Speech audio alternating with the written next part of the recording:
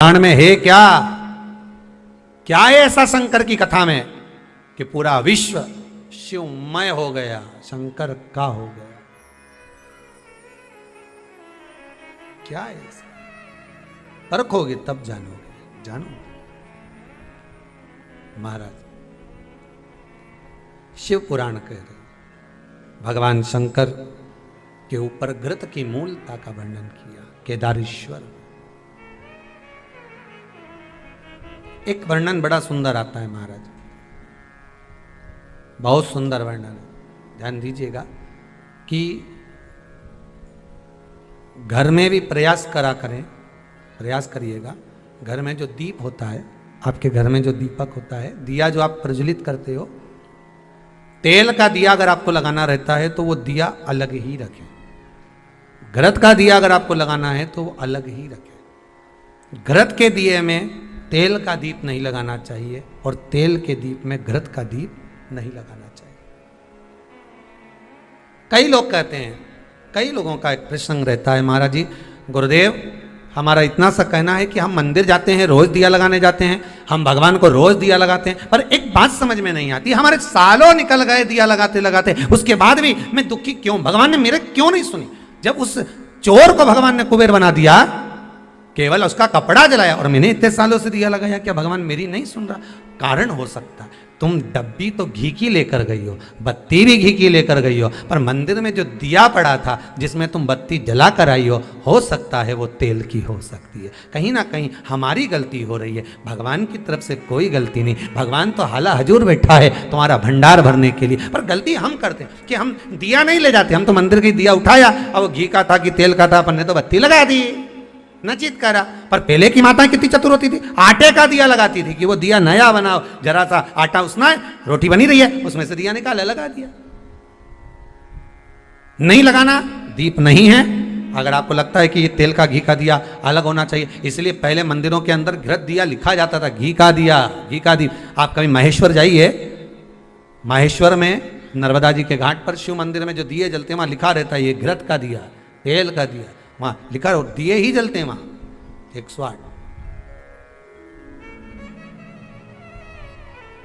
ये घृत का है, ये तेल का है। कई छोटी छोटी गलतियां हैं जो हम करते हैं और बाद में कहते हैं भगवान हमारा नहीं सुन। हमारी आदत है, दिया मांझ कर रखा, जो घी का लगाते आए थे, आज जरूरत पड़ गई कि तेल का लगा दिया, तेल का लगा दिया। अब तेल की बात मना नहीं, आपकी जैसी श्रद्धा आप लगाओ, तेल का लगा, तेल का लगाओ, घी का लगाना, घी का लगाओ, मन आपका, पर उस दिए में लगाओ जो अभी तक तुम घी का लगाते आए थे उसमें घी का ही लगाइए, जो तेल का लगाते आए थे उसमें तेल का ही लगाइए। क्या होगा उससे? स्कंद पुराण, कार्तिक खंड बड़े ध्यान से स्मरण करिए थोड़ा थोड़ा, या कभी मौका मिल जाए तो विष्णु पुराण भी पढ़िए, कभी मौका मिले आप। कल्याण का कृष्णांक वो भी पढ़िए, कभी मौका मिले तो, और उसका स्मरण करेंगे आप तो उसमें दीप का बड़ा बड़ा महत्व बताया। कौन सा दिया, शायद एक बार कथा में, पहले कार्तिक के महीने की कथा में हमने यहाँ पर व्यासपीठ से भी वर्णन किया सारे दीपों का महत्व, और उन दियों का फोटो भी दिखाया आपको कि इस दीप का मतलब ये होता है, इसमें ऐसा दिया लगना चाहिए, इसमें ऐसी बाती लगना चाहिए, उसमें ऐसा स्मरण होना चाहिए, बताया दीप महत्व। शिव का स्मरण करते हुए, शंकर का अनुमोदन करते हुए, घृत का दीप जब आप लगाएं, भगवान की साक्षी में जब आप दीप रखें तो आपके भीतर भगवान को पाने की एक ललकता, एक उत्सुकता होना, एक उमंगता हो शिव को पाने। समय आया, आगे चरित्र वर्णन किया भगवान शिव का।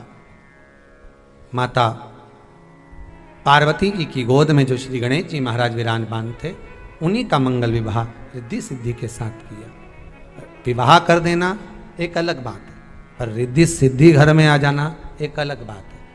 नियम से, निवेदन से, करबद्ध निवेदन रहेगा कि घर में जिस कन्या को आप विवाह कर कर ला रहे हो उसका धन नहीं देखना हमको, उस कन्या का हृदय चित्त देखना। आप धन लेकर नहीं आ रहे हो, आप आपके घर में बहू लेकर, बहू का मतलब होता है जो बहुता में सम्मान पाए और बहुता में सम्मान दिया भी जाए। घर में जब प्रवेश करे तो हमारे को धन दूसरे का नहीं चाहिए, हमारी बहू का पांव घर में ऐसा पड़े, संपदा उसके आनंद में बढ़े। बस ये भाव रखकर हमें भीतर, भगवान गणेश जी महाराज का विवाह करा, रिद्धि सिद्धि आई, और रिद्धि सिद्धि आना कोई साधारण बात नहीं, सहज बात नहीं। जब मन पवित्र होता है, हृदय चित्त पवित्र होता है, तब जाकर घर में वैभव रिद्धि सिद्धि सब भगवान देता है। अगर आपके घर में भी सुख आ रहा है, आपके घर में भी संपदा बढ़ रही है, समझ लेना आपके घर में कोई शंकर का भगत होगा, शिव का उपासक होगा, भगवान की भक्ति में डूबने वाला कोई ना कोई एक व्यक्ति तुम्हारे घर में मौजूद होगा, विराजमान होगा। उसके चरण का जो धन है वो तुम्हें प्राप्त हो रहा है, उससे हमारा जीवन सार्थक हो रहा है। इस बात का अभिमान ना करें कि आप कर रहे हो, आप नहीं, शिव करा रहा है, शिव करने वाला है, शंकर करा रहा है। पांचों जजमानों को बहुत बहुत साधुवाद देते हैं। आज छठे दिवस की कथा यहाँ विराम ले रही है। कल कथा का 7वां दिन रहेगा, विराम दिवस रहे। किसी ने बहुत सुंदर कहा है, पानी से नहाने वाले सिर्फ लिबास बदलते हैं। क्या बदलते हैं? केवल कपड़े।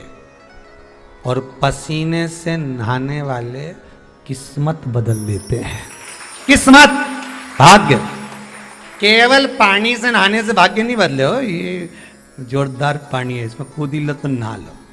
अरे ऐसे तो गंगा तो कितना नहाओ तुम लोग, ईमानदारी की तो बोलो रे, कितना नहाओ।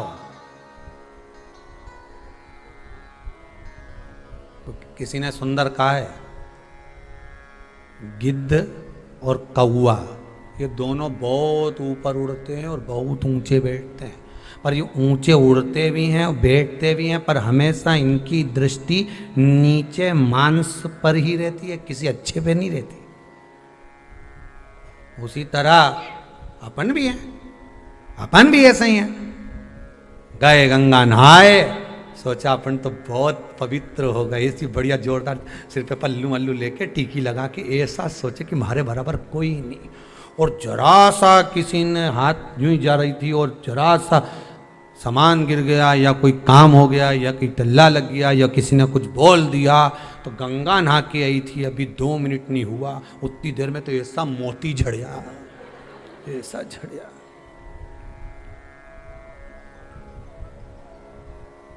फिर किसी ने कह दिया तो गंगा नहा के आ रही, तो कम से कम अच्छे से तो बोल।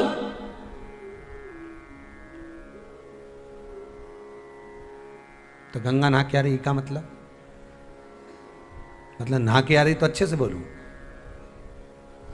घाट घाट की गंगा निला दूं तो 2 मिनट में, अभी गंगा नहा जाए, 1 मिनट नहीं हुआ डुबकी लगा।